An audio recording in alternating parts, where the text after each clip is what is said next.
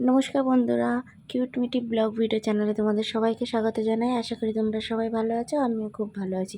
তো আমি চলে এসেছি একটা নতুন ব্লগ ভিডিও নিয়ে।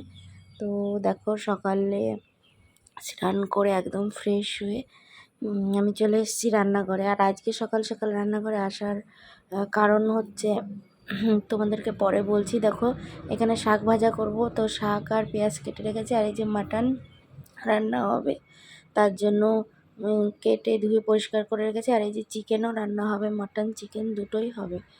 কারণ আর এখানে পেঁয়াজ আর এই যে আম সিদ্ধ করে রেখেছি। তো চিকেনটা আমি চাপিয়ে দিয়েছি, চিকেনটা কষা হচ্ছে। আর ওই সাইডে আমি মাটন মানে রান্না করব, দুটো দুপাশে করছি। আর এখানে দেখো ক্যাপসিকাম, পেঁয়াজ, টমেটো সবই দিয়ে একটু ভেজে নেব ভালো করে। আর যে কোনো মাংসে একটু ক্যাপসিকাম দিলে না বেশ ভালোই লাগে, আর আমি একটু দিই। তারপরে দেখো, রসুন বাটা, আদা বাটা আর জিরে বাটা, লঙ্কা বাটা সবই দিয়ে মশলাটা একটু কষিয়ে নেব।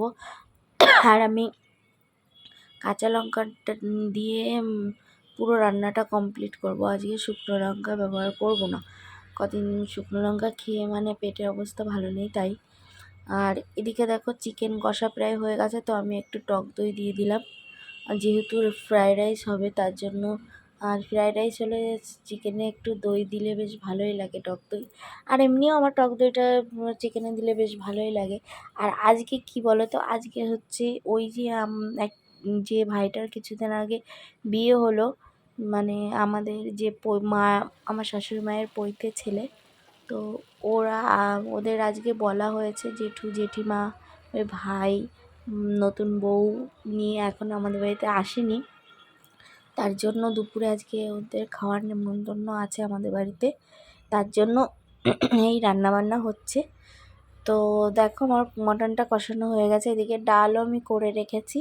আর মা করবে শুধু ফ্রায়েড রাইস। এই যে মা রাইসটা ভালোই করে, তার জন্য মা কেটে সিদ্ধ করে রেখে চাল। আর এদিকে আমি চাটনিটাও করে রেখেছি।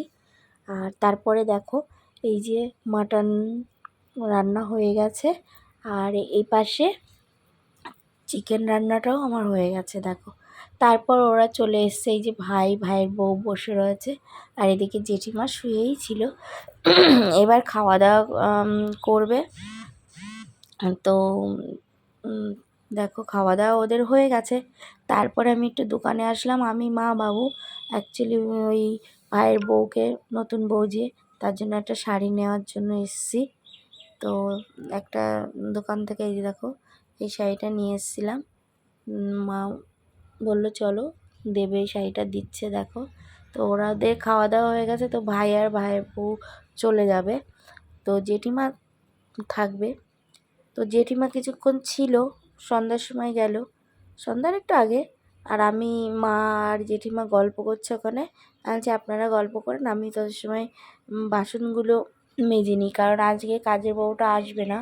আর অনেক বাসন জমেছে আজকে, তার জন্য বাসনগুলো আমি সব মেজে নিচ্ছিলাম।